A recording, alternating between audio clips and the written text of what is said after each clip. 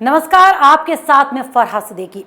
खबरों की खबर में आज आपको बताएंगे कि कैसे बंगाली एक्ट्रेस और टीएमसी की सांसद नुसरत जहां ने लोकतंत्र के मंदिर कहे जाने वाले संसद को ही अपने झूठ का गवाह बना डाला। क्या टीएमसी की सांसद को संसद की गरिमा का जरा भी ख्याल नहीं था, या फिर उन्होंने संसद को अपनी फिल्म का ही कोई सेट समझ लिया? क्योंकि फिल्मों में अदाकारी के जलवे बिखेरने पर उन्हें भले ही सीटियां या तालियां मिलती होंगी, लेकिन संसद लोकतंत्र का मंदिर है। संसद की अपनी एक गरिमा है जिसे यूं ही तार तार नहीं किया जा सकता। लेकिन नुसरत जहां ने तो संसद को भी नहीं छोड़ा, उसे भी अपने झूठ का गवाह बनाकर उसकी गरिमा की धज्जियां उड़ा दी। ऐसा हम क्यों कह रहे हैं? तो चलिए ये बताने के लिए आपको 2 साल पीछे लिए चलते हैं। पहले मेरा आपसे एक सवाल, क्या मांग में सिंदूर, माथे पर बिंदिया, गले में मंगलसूत्र, हाथों में भरा हुआ चूड़ा और भारतीय परंपरा की पहचान साड़ी किसी भी एंगल से लिव इन रिलेशनशिप की निशानी है, या फिर ये दर्शाते हैं कि ये कोई नई नवेली दुल्हन है? जी हाँ, एकदम सही सोचा आपने कि ये सब शादीशुदा की पहचान है। ठीक वैसे ही सोचा उस दिन पार्लियामेंट में मौजूद हर एक शख्स ने। और सोचते भी क्यों ना, मैडम का ड्रामा ही ऐसा था कि हर कोई इसे सच ही समझ बैठा। दरअसल मैडम 17वीं लोकसभा में सांसद चुनी गई, लेकिन अपनी लिव इन वाली शादी में इतनी बिजी थी कि पहले और दूसरे दिन शपथ नहीं ले पाई। और जब शपथ लेने संसद पहुंची तो वहां मौजूद सभी लोग उन्हें देखते ही रह गए। देखने वाली बात भी थी, मैडम का गेटअप ही कुछ ऐसा था कि कोई भी उन्हें देखने से खुद को रोक नहीं पाया। एक मुस्लिम लड़की, वो भी मांग में दमकता सिंदूर, माथे पर बिंदिया, गले में सुहाग की निशानी यानी मंगलसूत्र, हाथों में नई दुल्हन की निशानी यानी भरा हुआ चूड़ा और मेहंदी लगाकर सफेद और बैंगनी रंग की साड़ी पहने तो सभी का हैरत वाली नजरों से देखना तो बनता ही था। लेकिन माननीय सांसद साहिबा की ये नौटंकी यहीं पर खत्म नहीं हुई। रुकिए रुकिए, उनकी नौटंकी की पूरी दास्तान आपको सुनाऊंगी। पहले मैडम ने बांग्ला में शपथ ली, उसके बाद वंदे मातरम, जय हिंद और जय बांग्ला जैसे शब्द बोले। और तो और उसके बाद मैडम नुसरत ने लोकसभा अध्यक्ष ओम बिरला के पांव भी छुए, जो कि किसी भी लिहाज से मुस्लिम कल्चर में एक्सेप्टेबल नहीं है।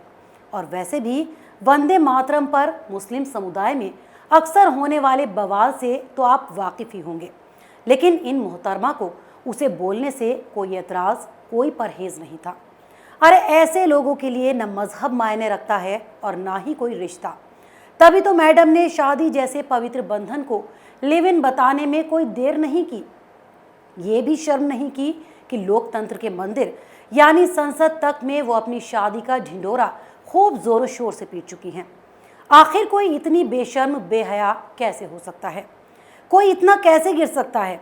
वैसे अगर शर्म ही होती तो एक मुस्लिम होकर निखिल जैन के साथ हिंदू रीति रिवाज से शादी तो कभी नहीं करती, क्योंकि 2 लोगों को शादी के बंधन में बंधने के लिए एक ही धर्म का होना ज़रूरी होता है, या तो वो मुस्लिम हो या गैर मुस्लिम।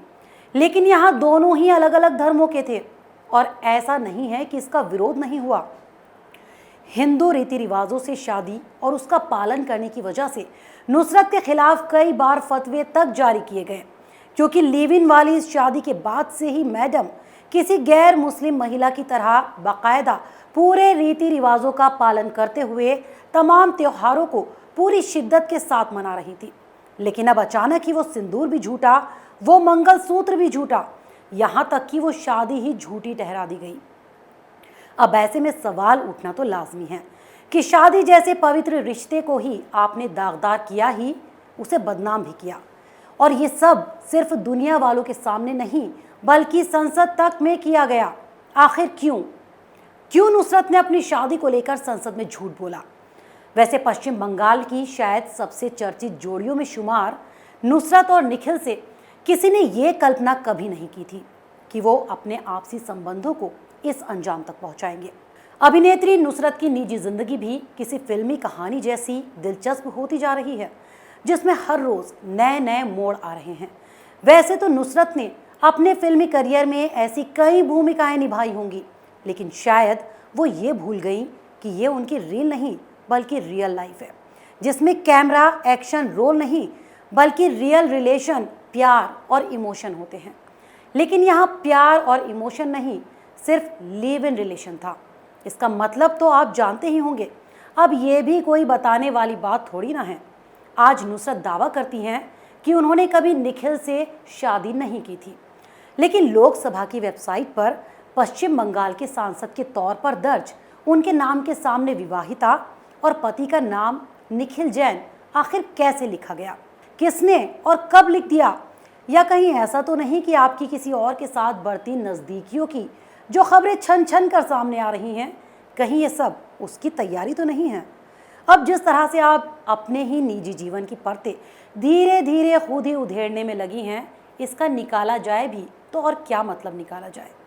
अब चीख चीख कर कह रही हैं कि निखिल जैन के साथ उनकी शादी कभी वैध नहीं थी, क्योंकि भारत में अंतरधार्मिक विवाह को विशेष विवाह अधिनियम के तहत मान्यता की ज़रूरत होती है, जो उनके मामले में कभी हुआ ही नहीं। तो उस वक्त क्या सिर्फ सजने संवरने के लिए सिंदूर और मंगलसूत्र पहनकर घूम रही थी? सांसद के तौर पर दर्ज अपने नाम के आगे विवाहिता और पति का नाम निखिल जैन क्या शौकिया लिखवाया गया था? क्या किसी पिक्चर की शूटिंग चल रही थी? अब दलील दे रही हैं चूंकि विवाह कानूनी, वैध और टिकाऊ नहीं था, इसलिए तलाक का कोई सवाल ही नहीं। चलिए आप ही बताइए, क्या आपने पहले कभी ऐसी किसी शादी के बारे में सुना है? मैंने तो कभी नहीं सुना। क्या कहीं शादियां भी टिकाऊ और नॉन टिकाऊ होती हैं? शर्म करो नुसरत, कुछ तो शर्म करो। यहाँ आप एक और बात बताइए, क्या आप किसी लिव इन रिलेशन वाले रिसेप्शन में गए हैं? क्या कहा? नहीं गए। और ना ही आपने ऐसे किसी रिसेप्शन के बारे में कभी सुना है। वैसे सुना तो मैंने भी नहीं। भाई हमारे यहाँ तो शादी के बाद अगले दिन रिसेप्शन होता है, लेकिन ममता दीदी की पार्टी यानी टीएमसी में लिव इन वाला रिसेप्शन भी होता है, और वो उसमें जाती भी खूब हैं। तभी तो अपनी नई नवेली सांसद नुसरत जहाँ के रिसेप्शन में भी वो पहुंची थी। भाई उसी साल उनकी सांसद ने तुर्की में व्यवसायी निखिल जैन से शादी की और उसी साल लोकसभा चुनाव जीतकर अपनी राजनीतिक पारी भी शुरू की। तो ऐसे में रिसेप्शन तो बनता ही था। सो धूमधाम से रिसेप्शन की पार्टी की गई और कोलकाता में आयोजित इस रिसेप्शन में मुख्यमंत्री ममता बनर्जी खुद भी शामिल हुई। लेकिन आज पता चला कि वो शादी के बाद वाली रिसेप्शन पार्टी नहीं थी, बल्कि टीएमसी में लिव इन रिलेशन वाली भी रिसेप्शन पार्टी होती है। अरे ममता दीदी, कुछ और नहीं तो अपनी पार्टी की छवि का ही ध्यान रख लिया होता, या आप चुनाव जीतने के लिए आजमाए गए ग्लैमर वाले फॉर्मूले का ही सहारा लेती रहेंगी। जैसे फिल्मी चेहरों की वजह से साल 2009 के चुनाव में आपकी पार्टी की सीटें 19 से बढ़कर 34 हो गई थी, तो साल 2014 के लोकसभा चुनाव में आपने मुनमुन सेन और संध्या राय के अलावा बांग्ला अभिनेता तापस पाल, अभिनेत्री शताब्दी राय और बांग्ला अभिनेता दीपक अधिकारी उर्फ देव को मैदान में उतार दिया। ठीक वैसे ही आपने 2019 के चुनाव में भी बांग्ला फिल्मों की दो शीर्ष अभिनेत्रियों मिमी चक्रवर्ती और नुसरत जहां को चुनावी मैदान में उतारा। तो वहीं लोहे को लोहे से काटने की तर्ज पर पूर्व अभिनेत्री मुनमुन सेन को बांकुड़ा संसदीय सीट से हटाकर आसनसोल में केंद्रीय मंत्री और बीजेपी उम्मीदवार बाबुल सुप्रियो के मुकाबले खड़ा कर उनकी राह और मुश्किलों से भरी कर दी। भले ही अपने ग्लैमर और तृणमूल कांग्रेस के संगठन के सहारे ये तमाम लोग जीत गए हों, लेकिन आपकी पार्टी टीएमसी के टिकट पर जीतकर संसद पहुंचने वाले अभिनेता और अभिनेत्री से नेता बने इन सांसदों का प्रदर्शन कुछ खास अच्छा नहीं रहा। इसके अलावा बांकुड़ा से मुनमुन सेन और मेदिनीपुर में संध्या राय के खिलाफ पार्टी के भीतर ही दो फाड़ क्या भूल गईं, जब खुद पार्टी के नेता उन सीटों पर किसी राजनीतिक चेहरे को मैदान में उतारने की मांग करते रहे, लेकिन आपने किसी की ना सुनी। ममता दीदी, अब तो समझ लीजिए कि फिल्मी दुनिया में जीने वाले ये लोग क्या जानेंगे जनता का दर्द और क्या समझेंगे उनके आंसू और परेशानियां। अब तो फिल्मी दुनिया के लोगों के सहारे जीतना छोड़ दीजिए, वरना वो दिन दूर नहीं कि ये आपको कहीं का नहीं छोड़ेंगे। वैसे किससे शादी करनी है, किसके साथ रहना है, ये नुसरत का निजी मामला है, लेकिन वो आम जनता नहीं है बल्कि जनता द्वारा चुनी गई सांसद हैं, तो उन्हें जनता के सवालों के जवाब तो देने ही होंगे। और जवाब तो आपको भी देना होगा कि क्या टीएमसी में चुनाव लड़ने लायक कोई नेता बचा ही नहीं। अब ऐसे ऐसे लोग संसद में आपकी पार्टी का प्रतिनिधित्व करेंगे। तो अगर आपको हमारे प्रोग्राम पसंद आया तो इसे लाइक करें, शेयर करें और कैपिटल टीवी को सब्सक्राइब जरूर करें। नमस्कार। अगर आपको हमारा वीडियो पसंद आया हो तो इसे लाइक करें, हमारे चैनल को सब्सक्राइब करें और हाँ, बेल आइकन दबाना ना भूलें ताकि आप तक हमारे वीडियो की नोटिफिकेशन पहुंचती रहे। आप अपना सुझाव हमें कमेंट बॉक्स में दे सकते हैं।